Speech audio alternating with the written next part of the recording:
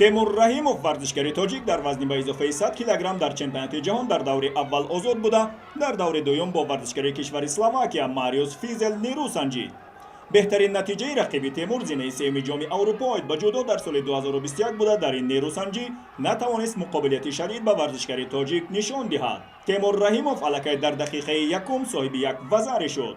در کمتر از نیم دقیقه دیگر پس از یکمین وزری ورزشکاری نام آور تاجیک با اجرای اصول حریف را به تخته پشت زده با امتیاز ایپان به دور سوم مسابقه راه یافت.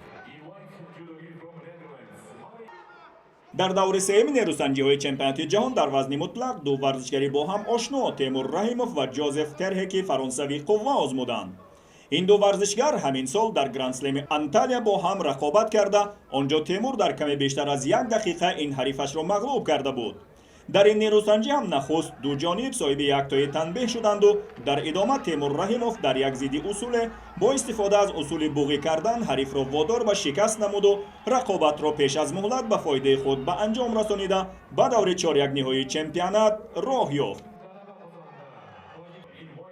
رقیب دور چهاریک نهایی تیمور رحیموف کیم مین یونگ از کشور کره جنوبی بود. این دو ورزشگر هم با هم دیگر در دور تسلی بخش مسترز دوحه در سال 2021 نیرو سنجیده بودند و آنجا تیمور دست بالا شده بود و این بار هم قوه آزمایی به نفع جودوکار تاجیک به انجام رسید.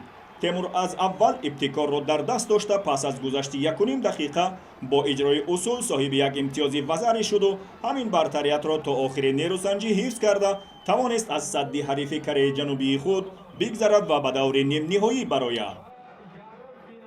در دور نیم نهایی تیمور رحیموف با سایتو تاتسورو از ژاپن اندر میدان رقابت شد. این دو رقیب سرسخت در گرند اسلم باکو در فینال مسابقه با هم نیرو سنجیده بودند و این بار در دور نیم نهایی دست به گریبان همدیگر شدند. تیمور در آغاز نیروسنجی به خاطر مدتی طولانی یک طرفه گرفتن یقه حریف یک تنبیه دریافت نمود.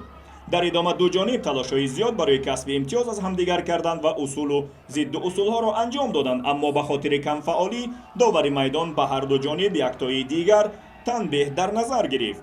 قوه آزمایی در وقت اساسی نیروسنجی غالب را معین نکرده کار به امتیاز طلایی کشیده شد. در وقت ایلوگی سایتو تاتسورو از ژاپن تلاش‌های بی ایست کردند، در حالی که تیمور مقابلیت خوب به حریف نشان میداد نگذاشت اجرای اصول انجام دهد و داور این را کم فعالی برشمرده یک تنبیه دیگر به ورزشکاری تاجیک داد و سایتو به فینال این وزن رفته تیموری تاجیک به دور تسلی بخش رفت و همچنان امکانی به دست آوردن نشان چمپیونات جهان را از دست نداده است.